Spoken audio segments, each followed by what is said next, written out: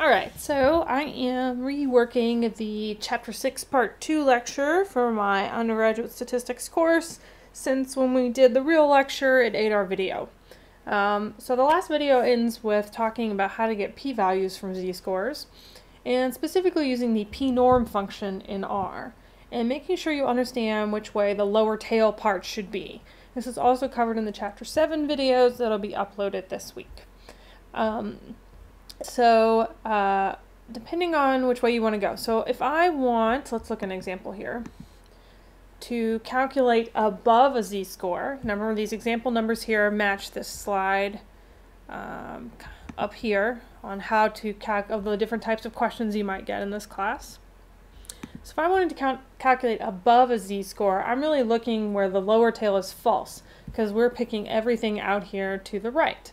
So anytime you want stuff to the left, it's true. Anytime you want stuff to the right, it's false. So that has to be about the only time that left is a good thing, in a sense, because most of the time people think of left as bad. But small aside from a left-handed person. And so what we want to do, if we want to calculate this one, and see if we get their 16 that they got, so I would do pnorm, and then I'd do 0.98, which was the z-score they had on the example, and I'd do lower tail is false. Oh, that's a little big. There we go. And so they got 16.35, or I got 16.35, which is what is in the notes. Okay. Right, so 16.35, and that's what we got. Now, if I'm wanting to do below a z-score, I should do lower tail is true. So it's the exact same example here. And then do lower tail is true. And that gives us 83%. And if I look at here, that's 50% plus the 33 here. Now the reason they have it broken up in this kind of thing is because the book is using the tables. Since we have a handy calculating machine, we're not going to use the tables because this is a little easier to type it into R. Alright, so if I have a negative z-score, it's still, if it's to the right, this would be false, and then the other one would be true. So let's say negative 1.82, and we want to get above that. So how many people are above a negative 1.82? Pnorm for me is hard to spell, good gracious. So hold on to your negatives.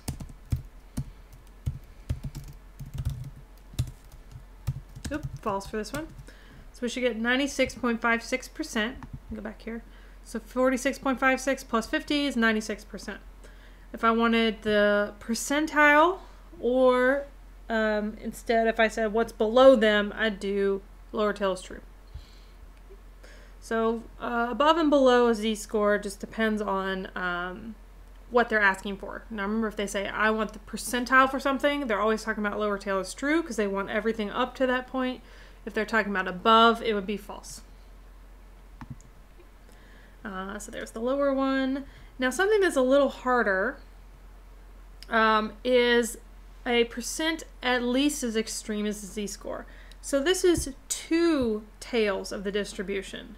So I've got essentially the tail here and the tail here, and I want to know how much that is together, which if I add is 6.88%.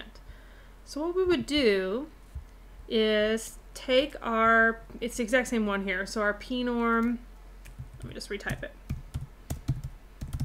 of our negative 1.82, but this time we'd say lower tail is true, and then we'd add that to our pnorm of 1.82 at the top, where the lower tail is false. Okay. So we got 0.688%, or 6.88% rather. And just to prove to you that that's what's going on, I'm going to highlight this and run it, so it's 3.44. and 3.44. Now the cool thing about the z distribution, remember, is that it is symmetric. So if I folded it in half, I'd have the same on each side. So I'd actually only need to look up one of them and multiply by 2. But if that is confusing to you, what you can do is always add this one to the top one here. And in class, I did one extra example. I don't remember the exact numbers, but we'll make one up here. And I'll add in a slide. Oops, new slide. And so the other problem that you're going to have is calculating a z-score. So let's copy this.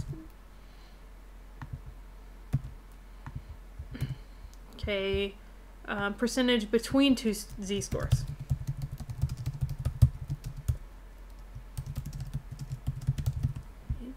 And so let's say I'm trying to find what's the percent between a z of, let's make it 102 and negative 0.34, which I probably should have done the other way. Yeah, let's switch those. So between negative 0.34 and 102. So we're trying to figure out what's the proportion between those 2 points. Now, the solution to this, it seems like what you'd want to do if you drew this out is do the lower tail on one end and the upper tail on the other end, but don't do that. So what we're going to do is do pnorm for our negative z-score and do lower tail is false. And so that makes sense, everything above 0.34. But then on that same token, I'm going to do pnorm of 1.02 and also do lower tail is false, which is also everything above 1.02. So what am I doing really? I'm not very good at drawing on these things sometimes. So let me see if I can insert some symbols here. Kind of show you what I'm doing. Oop, not symbols, shapes.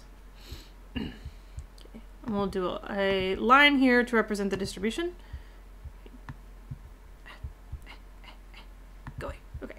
So what we're doing is if this is the distribution across the bottom, where we go from 0% to 100%, you know, and 0 is here in the middle. So here's a z-score of 0 here in the middle. What we've got is the amount of stuff above our negative 3.4. So here's negative 0.34, sorry. 0.34, not 3.4. And then we've also got the amount of stuff above a 1.02. Squish it in there. And so what's happening is if I subtract these two from each other, I've got just what's left between the two. So if I have everything from 0.34 to the end and 1.02 to the end, if you subtract them, what you're left with is in between. So you can do lower tail is false or lower tail is true as long as you do it on both of them. So pick one and stick with it, is my answer. So that's how you can find the percent between two z-scores. So we can just subtract them. If you get a negative number, remember percents can't be negative. So I've got about 48%. And so that's how you do between two z-scores, which is example 6. There.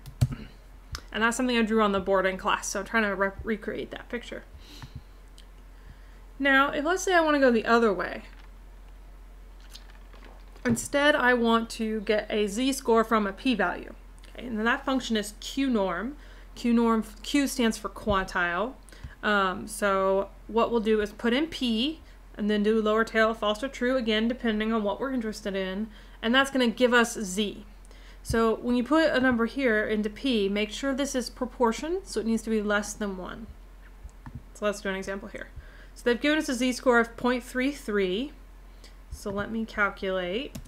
So qnorm 0.33 is my probability. And it looks like lower tail is true in this example. So I should get a negative 0.44. It would be my z-score. Oops, I'm sorry. That's a z-score we should have gotten. The percent here looks like it's 0.63. 50 plus 13. Let me try that again. Now we should get 0.33 as the answer. My fault, I misread my chart. Okay. Now, example 7 is go from a percentile to a z-score, and example 8 is go from percentile to a raw score. So let me give you one more example. Okay, so it's the same idea, calculating score here. So I've got my GRE, where the mu, or the population mean, equals 150. And the standard deviation, or sigma, is 5. And I want to know what I have to score on this test to be in the top 5%. So the first thing I have to do is figure out what's a z-score for the top 5%. Okay, if I'm in the top 5%, that makes me in the 95th percentile. So I'm going to do qnorm. So I'm going to do 0.95. Don't do 5%. That's going to be 5% on the bottom. Okay. Lower tail is true. Okay. Or I suppose you could do qnorm 0.05. Lower tail is false. Those should give us the same answer. Let's see. So what we're doing is trying to get z, remember, z. Okay, so 1.64, 1.64. Okay, so you can do it either way. Just think about which way you're wanting. So if I'm in the top 5%, you could do it this way, where lower tail is false, so it gives me the top, or that's the 95th percentile, better than 95% of people. Okay. So either of those is option. Oops, let me write that in. Or. Okay, so that means z is 1.64. Well, if they ask you what score do I have to make on the GRE to get that, what I have to then do is translate back into x. So I've got 1.64 times sigma, which is 5, plus the population mean. And since if you haven't figured out I'm bad at spelling and regular math, there we go. So 158.2 is what I would have to score on the GRE to be in the 95th percentile, given this mean and standard deviation. So those are examples of how to calculate from a z-score from a percentile and then go all the way back into the raw score, okay? Which is very similar to what a lot of universities do. So for example, we have an ACT score cutoff to be automatically interviewed for scholarships. So they've essentially decided, here's the percentile rank we want, and here's that cutoff score. So anyone above a 30 automatically gets a particular scholarship the university has, and has the option to interview for more scholarships. So what they did was they took the percentile rank, 90th percent or whatever it is, and then converted that back to the raw score on the ACT. So switching gears just a little bit here from z-scores and calculating z and calculating p, leading into chapter 7, we're going to now talk about the difference between a distribution of scores and a distribution of means. So a distribution of scores means each one of these little green boxes here is a person. So they're highly affected by means and outliers. The people who here are very tall or very short, and so they tend to be a little flatter and more widely spread, so the standard deviation is larger, because they're affected by those one or two weird scores. However, if I took a bunch of samples, so I took sample and sample and sample and sample, calculated the mean of each sample, and then plotted that, it's called a distribution of means. And so each one of these little green boxes is a sample, so an M, instead of a person here. So you see as it flip between these two, what happens is the whole distribution squishes up. So the distribution of means always has a smaller spread than a distribution of samples, because it's much less affected by outliers and other standard deviation fluctuations. Okay. So obviously I have to change what I'm doing for standard deviation between these two. Okay.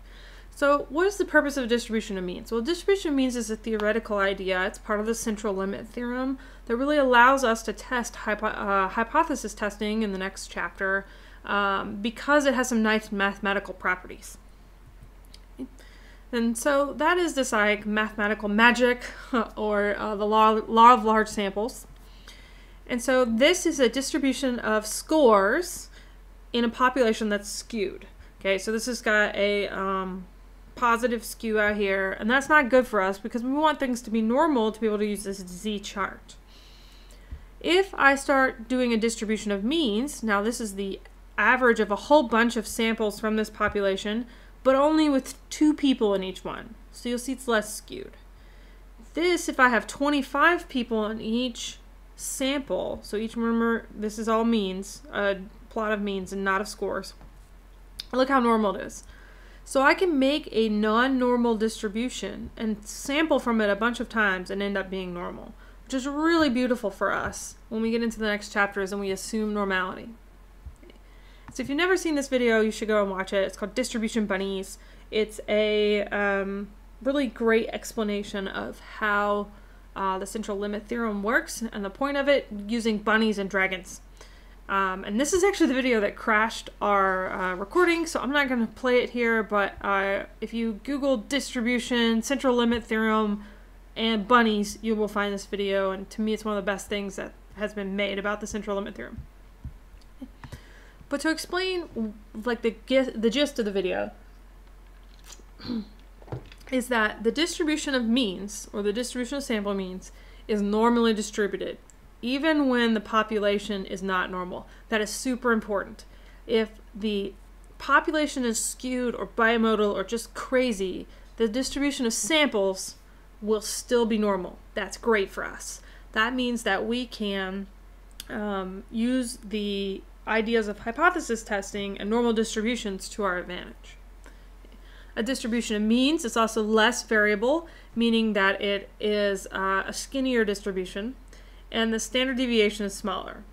We can't call this standard deviation because it's not about a sample anymore. It's about multiple samples. So we have to change names for this here. And in this section of the book, they talk a lot about how they came up with these distributions and they tested these ideas. Often it was on wheat production to make beer. So, you know, that's why statistics is awesome, is because it's often based on making food and drinks better. Alright, so the distribution of means. The mean of a distribution of means tends to be the mean of the population, which is good. So the means stay the same. The standard deviation of the distribution of means is less than the standard deviation of the population. So we're going to give that thing a new name. It's going to be called the standard error. So standard deviation is for samples, one sample at a time. Standard error is for the distribution of means, and a set of samples. And standard error, I think about it as the Oprah of standard deviation. It's divided by the square root of n, and so it's almost an average. It's not quite an average, but it's kind of got that idea of an average, where in a sense, like, you get some error, and you get some error, and you get some error from Oprah's, you get a car days. But it essentially is divvying up or controlling for how big the samples are when we estimate standard deviation. So if in our distribution of means, each sample is 25 people, it's going to help control for the fact that there's 25 people in each little square. Let me back up. Right? So what we're doing is we're saying there's 25 people in each one of these squares, so I've got to control for that, versus there's only one person in each one of these little squares. So that's called the standard error. The standard error becomes very important when we talk about hypothesis testing because it is used as the denominator, the chance estimate. And that'll make more sense once you start watching the hypothesis testing lectures, which is chapter 7 and on. So this puts both of them together in one. So the distribution of scores is this orange one here, and it tends to be wider, more spread out, more affected by outliers than a distribution of means. And so essentially when we divide by the square root of n, we help bring the orange one and squish it up to the blue one. Okay. So we can't use the same estimate of standard deviation for both of them because they're not the same. Alright, now to show you what the symbols look like, this is all for populations, that's why it's all in Latin. So the symbol for the mean is mu, and the symbol for spread for distribution of scores or one sample is sigma.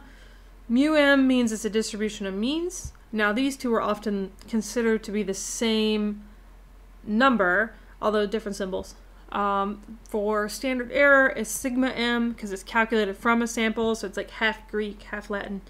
And so what that means is that it's been divided by the square root of n. So what do you do with z now that we've changed to a distribution of means? So it used to be, so this is the new z formula. The old z formula, so this is for means. the old Z formula was X minus the population mean divided by sigma. That's for scores. Oops. Ooh, I'm having some trouble. I don't know what this is doing. There we go. And this is for scores. So when it's with scores, it's X and mu. And so all of this is based on the sample. When it's for means, we're using a sample mean, the estimation of the population mean for distribution of means, which stays mu, because see, they're basically the same here in the middle, and the standard error. So really what's changing? The denominator. Right? So we went from one person to multiple people, and since we have multiple people, we have to use the standard error. So all that ties back to the beginning when we talked about this cheating example. So how did they know that it was cheating? And so this is trying to pull together all the information we talked about, p-values and z-scores and normal distributions. And so if we know that, here, let me make this a little bigger so you can see the numbers on the bottom here. If we know that, let's say 1.96 here, that's the z-score cutoff for 5%. And so that probability, that z-score should happen less than 5% of the time. So what you should see is a normal distribution here. And if they've made everything positive, that's a little bit more frustrating. But like we should have things that center over 0 and then tail off, right? Because that would be the whole distribution folded in half. It would be the highest peak would be 0, and then it would slowly taper off. But because we have this big extra hump here, that implies that somebody's doing something to the numbers to make them appear here. And even more so that these are way out here. I mean, look at these numbers, they're crazy. Z-scores over 3 tend to be pretty nuts. And so it's an indication that maybe we're cheating, essentially. So this is back to publication bias. Only significant results get published, which is why you see so many of them out here when really they should mostly be over here. And so what we'll cover in the next chapter is how to apply all of this information to the ideas of hypothesis testing and null hypothesis significance testing, and how we can use P and Z to determine if things are different from normal.